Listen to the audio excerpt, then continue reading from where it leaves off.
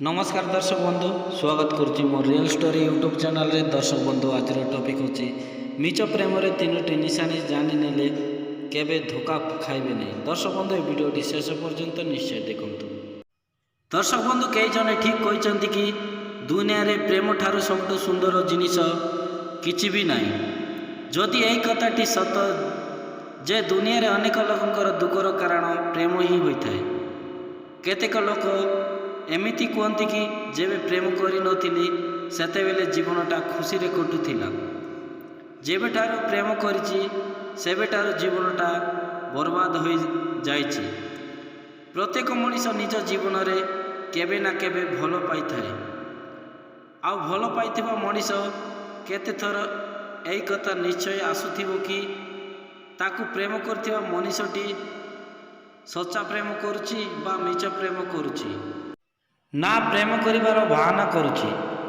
आज मु आपण मानकु एमिति तीनोटी संकेत विषय कहबी जाकु जानिया परे आपनको जीवन साथी सच्चा प्रेम करुछि ना मिछ प्रेम करुछि आपण माने जानि परबे। एक मिछ प्रेम करथिबा मनीषर प्रथम संकेत होछि जेबे भी आपण ताकु दुईंकर संपर्क को नै आलोचना करिवे बा संपर्क विषय रे पचारिवे सेतेबेले से कहबे मु तुमको बहुत भल पाउछि किंतु बा होई पारिबे नहीं।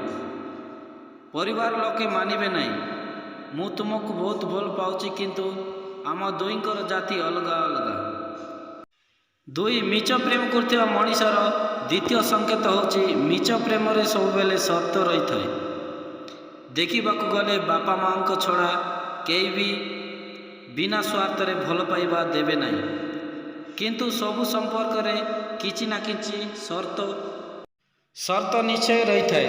किंतु ए शर्त लिमिट होइथिबा दरकार जेमिति सेटा को जीव नहीं ता सह कथा हेबो नहीं ता करिबो नहीं इत्यादि। तीन मिछ प्रेमर तृतीय संकेत होछि जो व्यक्ति आपण को सच्चा प्रेम करथाए से आपण सह आपण परिवार विषय रे कथा हेबो, आपण दुईकर भविष्य को नहीं कथा हेबो। किंतु मिछ प्रेम केबे भी एई कथा उपरे ध्यान दिए नहीं। मिछ प्रेम करथिबा मनीषटी आपण को गोटे कथा ही कहबो जे निजर जरूरत केमिति पूरा करिवो।